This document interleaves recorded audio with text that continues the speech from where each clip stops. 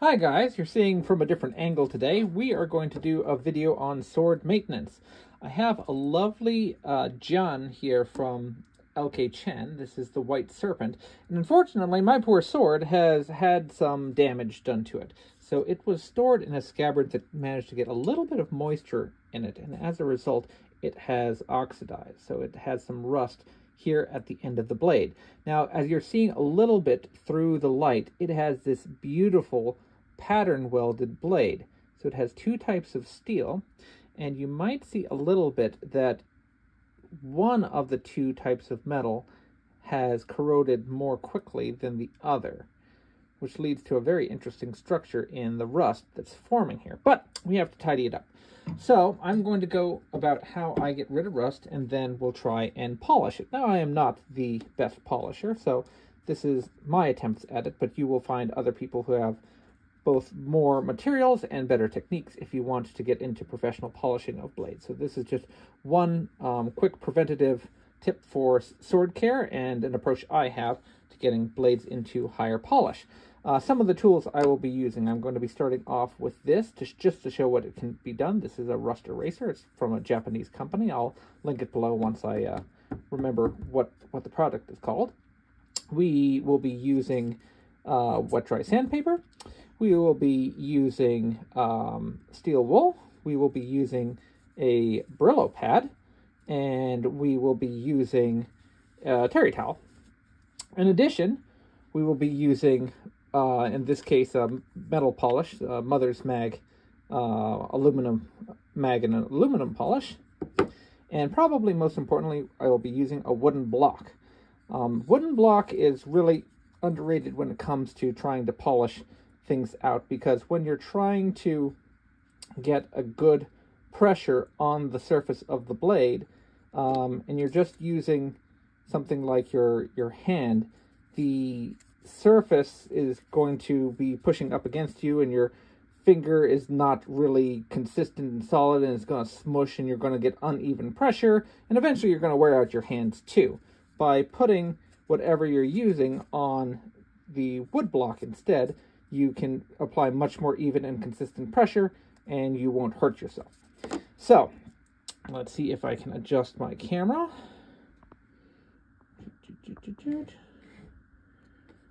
And we're going to start with the little rust eraser.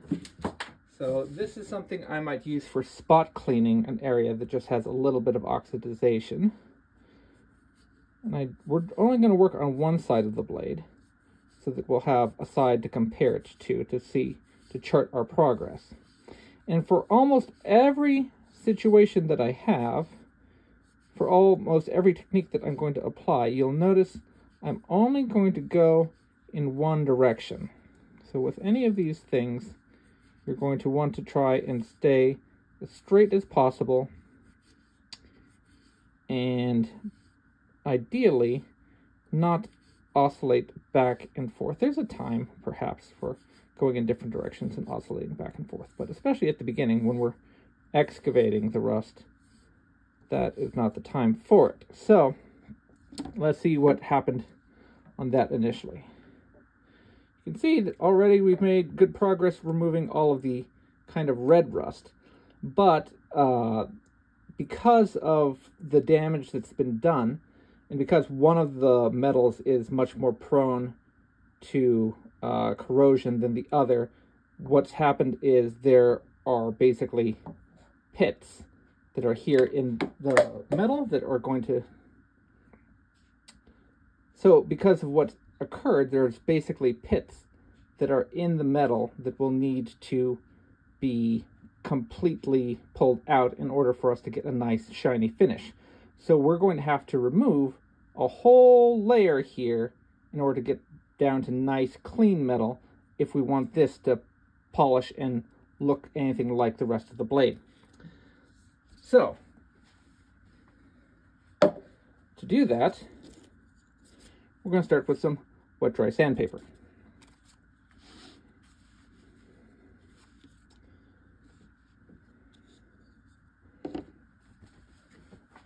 So I'm going to apply just a little bit of water to the blade.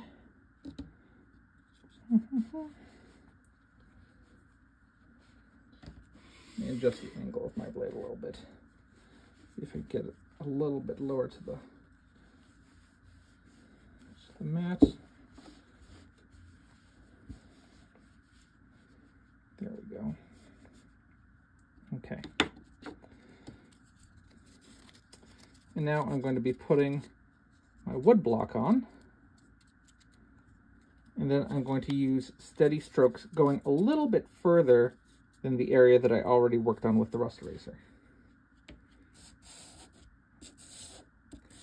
And as I go, you'll see that the water that's around my blade is going to start to discolor. The darkness is bits of the steel that's coming off and starting to muddy the water, and that's fine. That's what we'd like to see, because we are trying to take off the surface of the blade, and so we want that process to occur. It'll act as a minor bit of an abrasive agent. It's perfectly good.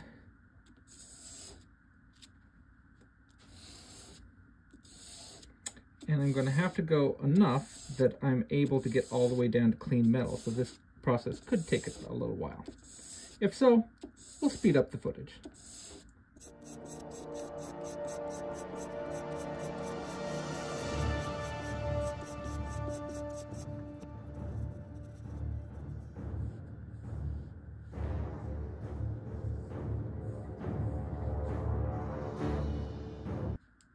Okay, taking a quick look to see what it looks like now.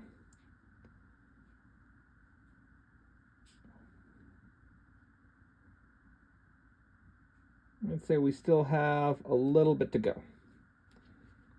Let's go a little deeper.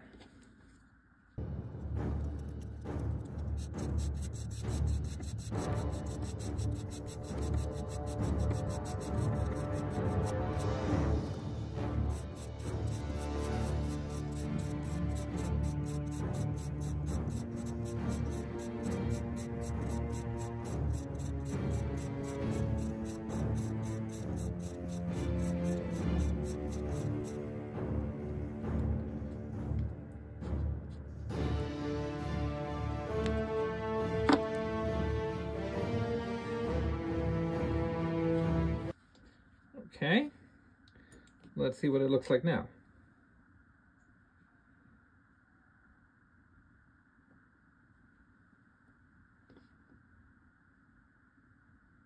Definitely looking better. So now the surface is much more uniform, although you can see the marks from the sandpaper. There's still probably a little bit of pebbling, so I think I'm going to go for a little bit longer before we switch it up to the finer grade.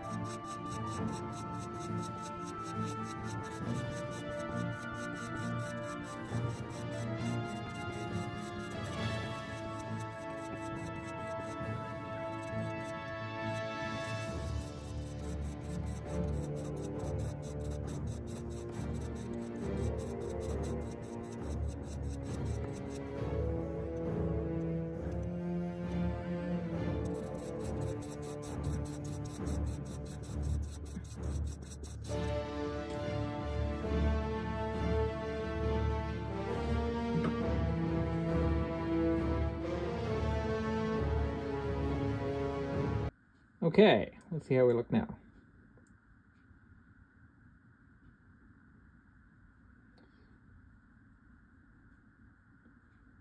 I think we might be there.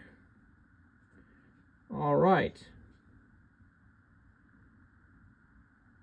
So now we are ready to move on to the next stage.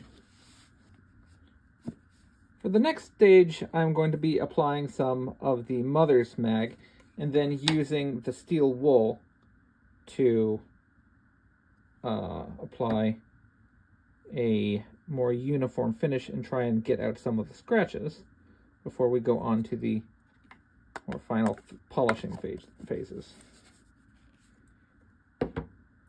Just like before, I'm going to be using the wood block.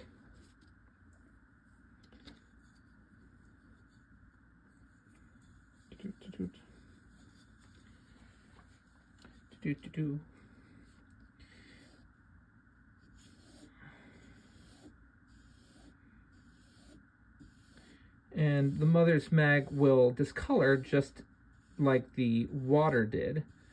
You will see it starts to turn gray and muddy as it's picking up the metal that is being pulled off of the sword blade.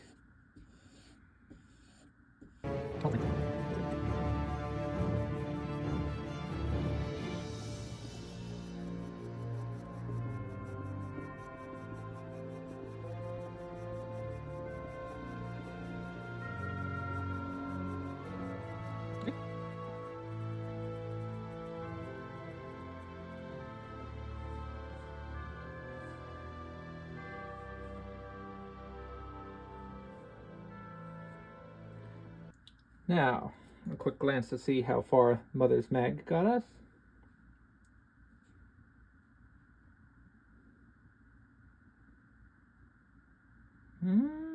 Starting to look there, starting to look good.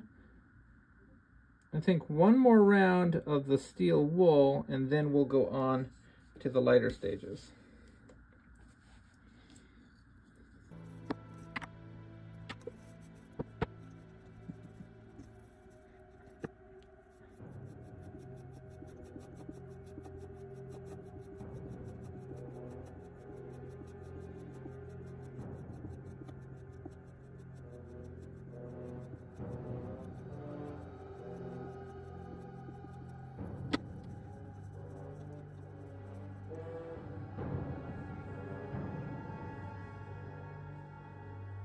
Okay, let's see how it looks.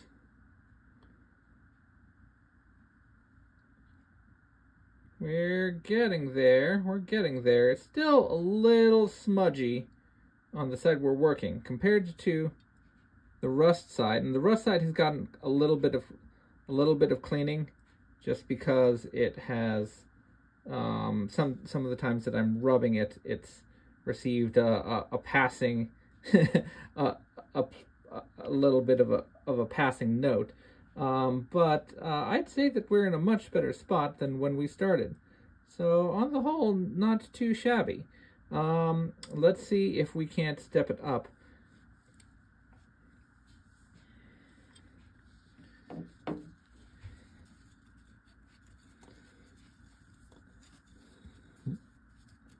Next up, the Brillo pad.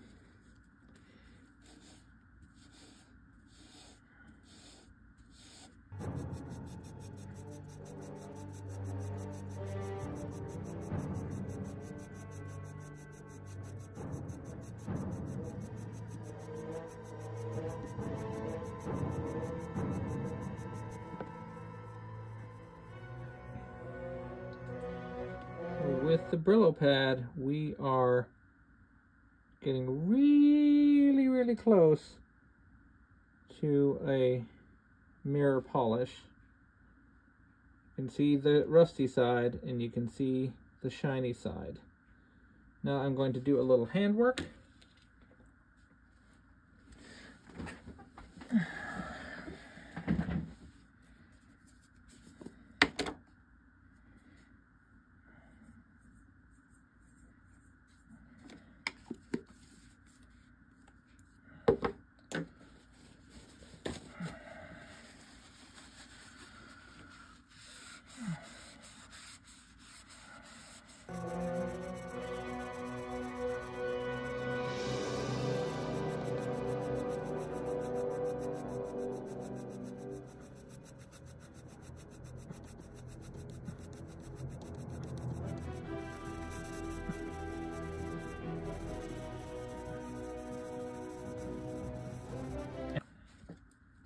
And finally, the terry towel.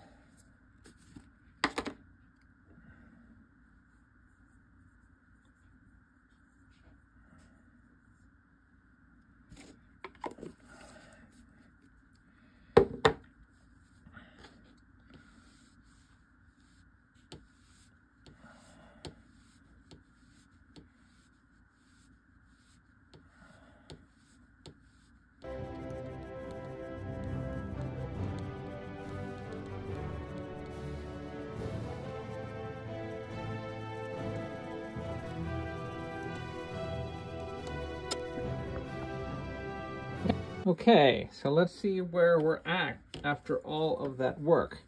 So this has been about 30 minutes worth of effort.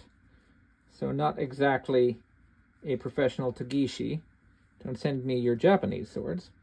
But on the dirty side, this is what we look like. And on the clean side, this is what we look like.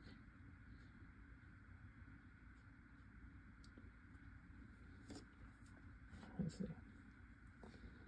So we still have one dirty side. Let's see if we can get the light. Fortunately, getting it in the light is the hardest part. So we still have one dirty side. And now we have a clean side. Now, you can see the pattern much more vibrantly in the other parts of the blade than you can where it was freshly polished. So in order to have the grain continue, it will probably need to be re-etched. But that's something that I can do. So that's something for the future. So that's a quick and dirty look at one technique for bringing the polish back out and getting it nice and shiny so you can see your reflection in the blade. I'll eventually work and do the other side, and then if the staining works, I'll put up a picture of that for a side-by-side comparison. Anyway, here's a quick look at one way to polish your blade after it has been, or restore your blade rather, after it has been injured. Hope someone found this interesting.